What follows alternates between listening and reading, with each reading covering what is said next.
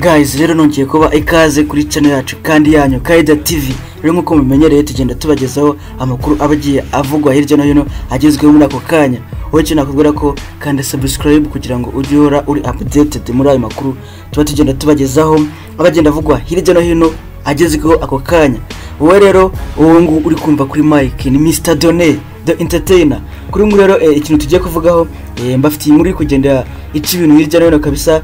Yes, kuri ngo rero inkuru iri kugenda ivugwa cyane hirya no hino mu bitangazamakuru niyo muri Ukraine, aho Biden yasezeranyije ko Amerika itazigera na rimwe yemera amagerageza y'Uburusiya yo kwiyomekaho ubutaka. Rero Amerika ikaba yavuze ko izafatira Uburusiya ibindi bihano kubera kwiyomekaho ubundi butaka bwa Ukraine. Ibi rero byavuzwe na President Joe Biden wa Amerika, aho yavugaga ko itazigera na rimwe yemera kugerageza ku Uburusiya ko kwiyomekaho ubutaka muri Ukraine. Rero akaba yabivuze mbere y'ijambo ryo kuri wa gatanu rya President w'Uburusiya Vladimir Putin witezwe gutangaza ko uturere tune twa Ukraine tubaye utw'Uburusiya. Rero ibiro bya President w'Uburusiya bizwi nka Kremlin bivuga ko mu matora ya kamarampaka yaharutse kuba uturere twa Luhansk, Donetsk, Zaporizhzhia na Kherson twatoye dusaba kwinjira mu Burusiya. Ariko Ukraine n'uburengerazuba cyangwa se Uburayi na Amerika bikaba byamaganye ayo matora bivuga ko ari baringa. Naho Amerika ikaba izafatira Uburusiya ibindi bihano kubera kwiyomekaho ubwo butaka bundi bwa Ukraine. Rero Biden we yagize ati, Leta Zunze Ubumwe za Amerika ndashaka ko ibi bisobanuka neza cyane, ntizigera na rimwe rizima yemera ibyo Uburusiya buvuga ko ubusugire bw'ubutaka bwa Ukraine. Yes, rero kuwa kane Perezida w'Uburusiya akaba yarashyize umukono ku mategeko teka abiri yemera ko Zaporizhzhia na Kherson nk'ubutaka bwigenga biharura cyangwa se bica inzira yerekeza ku kuba utwo turere twakomekwa ku Burusiya. Rero izo nyandiko zatangajwe mu bitangazamakuru bya leta y'Uburusiya zikubiyemo ko ubwigenge bw'utu turere tubiri burimo kwemerwa bijyanye n'amategeko mpuzamahanga kandi biri mu mategeko shingiro y'umuryango w'abibumbye. Gusa ariko umunyamabanga mukuru w'umuryango w'abibumbye ONU Antonio Guterres yavuze ko ukwiyomekaho ubu butaka bw'igihugu uko ariko kose gushingiye ku gukoresha ingufu guhonyora amategeko shingiro ya ONU n'amategeko mpuzamahanga. Rero yavuze ko ari ugufata indi ntera kw'ibintu guteje ibyago kandi ko nta mwanya bifite mu isi yo muri iki gihe. Rero mu kiganiro kuri telefone na Putin, Perezida wa Turukiya Recep Tayyip akaba nawe yavuze ko adashyigikiye iyo gahunda.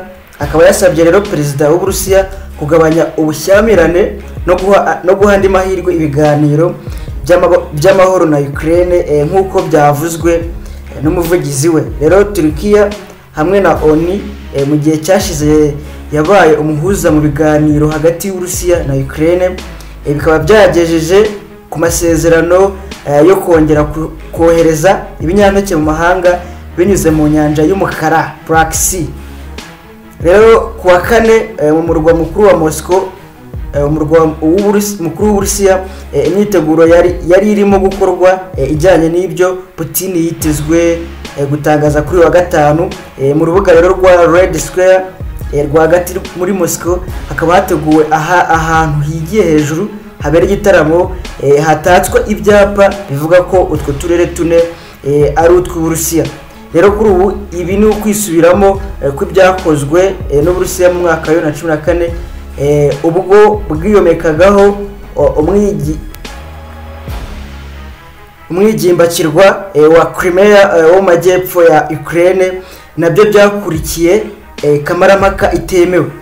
Rero uko kwiyomekaho Crimea ntikwigeze na rimwe kwemerwa na byinshi mu bihugu byo ku isi, kandi no kuko kuri iyi nshuro nako ni kuzemerwa. Ariko hatitawe ku byo uburengerazuba bavuga. Imitwe ibiri y'inteko ishinga amategeko y'Uburusiya mu cyumweru gitaha izemeza ku mugaragaro icyo gikorwa. Rero Putin azaba yizeye ko mu kwiyomekaho utwo turere abasirikare b'iki gihugu bigaruriye muri Ukraine azashobora kuvuga ko ubutaka bw'Uburusiya bugabweho igitero n'intwaro z'uburengerazuba. Rero akizera ko ibihugu bimwe bishobora guhagarika imfashanyo ya gisirikare biha Ukraine, ariko Ukraine yo yavuze ko ibyo nta kintu na kimwe bizahindura ku rugamba. Rero ubwo ngubwo uko kwiyomekaho ubutaka guteganyijwe gutangazwa kubaye nyuma yayiswe amatora ya kamarampaka yamaze iminsi 5 mu utwo turere tune mu cyumweru gishize. Akaba yarabaye nta nteguza y'igihe kinini yabayeho. Rero Uburusiya buvuga ko ayo matora yabaye mu mucyo kandi ko abaturage batoye ku bwiganze bw'amajwi basaba ko ubwo butaka buba ubw'Uburusiya, ariko nta ndorerezi zigenga zari zihari. Kandi hari amakuru ko henshi abantu batewe ubwoba n'abasirikare b'Uburusiya babahatira gutora. Rero perezida wa Ukraine Volodymyr Zelensky yavuze ko izo ngirwa kamarampaka nta gaciro zifite, ndetse ko umujyanama we Mikhailo yazize urugomo rwibasiye imbaga y'abantu. Rero uwo mujyanama yagize ati mwibaze, hari ibifaru by'igisirikare cyayigaruriye ndetse no mu nzu no mu macumbi y'abantu batarahava. Rero abasirikare bafite intwaro zirasa amasasu menshi icyarimwe, barimo kuzibashyira mu maso yabo bakavuga bati tora ku itegeko nyine. Guys, rero turakomeza kubakurikirana iby'inkuru ko bikomeza kugenda. Cyane kubwira ko kandi subscribe ubundi ukomeze umenye byinshi birushijeho, ndetse no mu yandi makuru agiye atandukanye turi bugende tubagezaho. Nge nitwa Mr Done. Ciao ciao.